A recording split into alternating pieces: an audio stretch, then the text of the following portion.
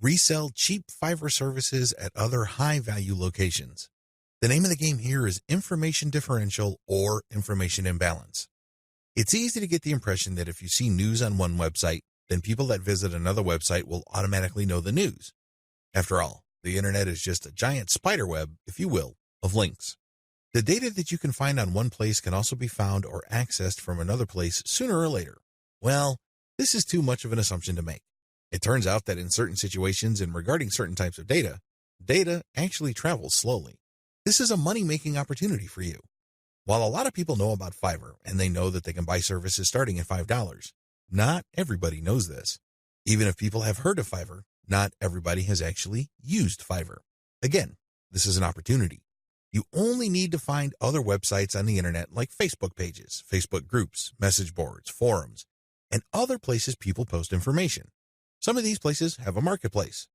This is where community members offer to either buy services, offer services for sale, or do a little bit of both.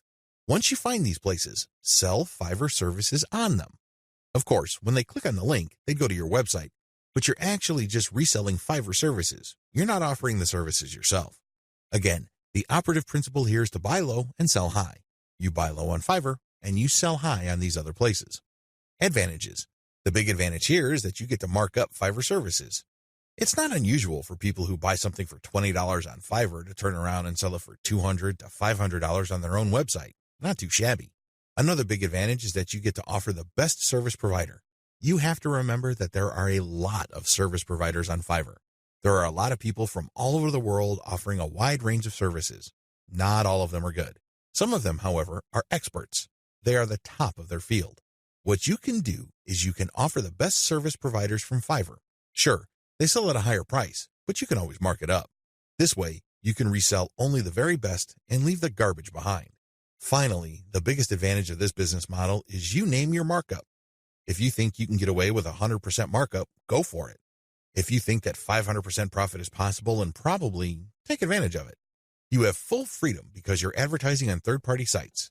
But when people click a link, they don't go to Fiverr, they go to your site. This is where you advertise services that you turn around and buy from the best-of-breed service providers on Fiverr. Disadvantages. The big disadvantage with offering best-of-breed service providers is that those people can disappear.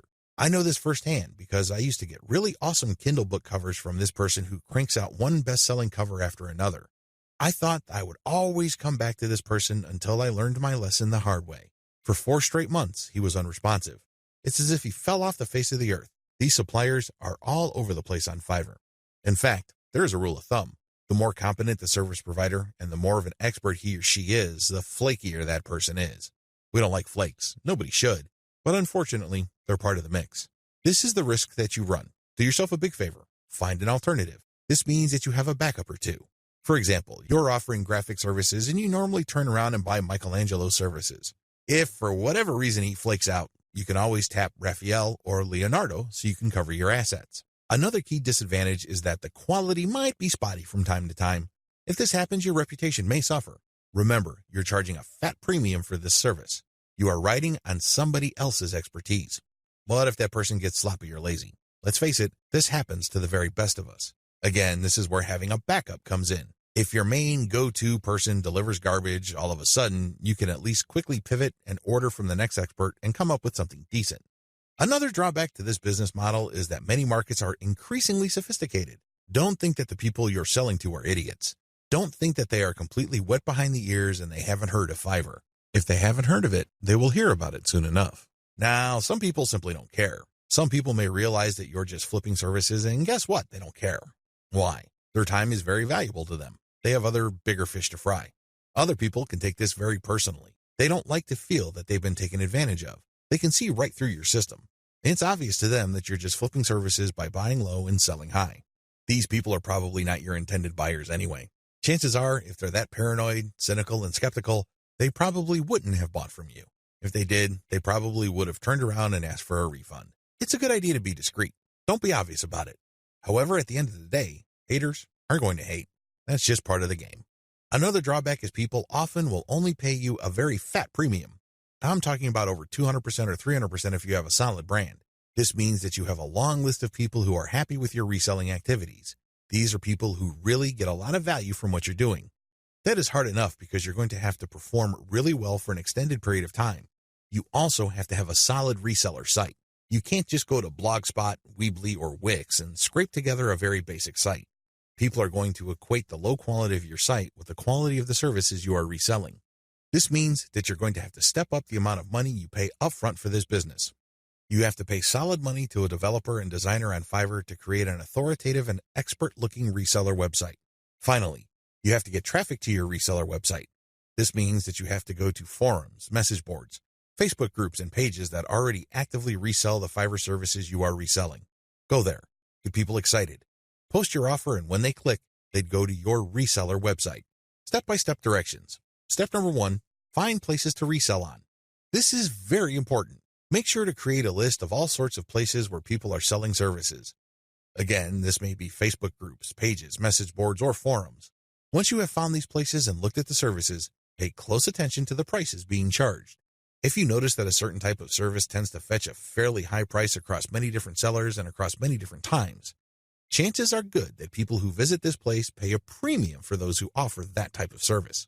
Step number 2, find providers of your target service on Fiverr and hold an audition. By hold an audition, I'm not talking about getting people to try out for free. I'm talking about paying for these wide range of people's services. Again, this is going to drive up your cost, but you need to pay this money so you can see who actually walks their talk. You're going to have to pay to figure out who's the real deal.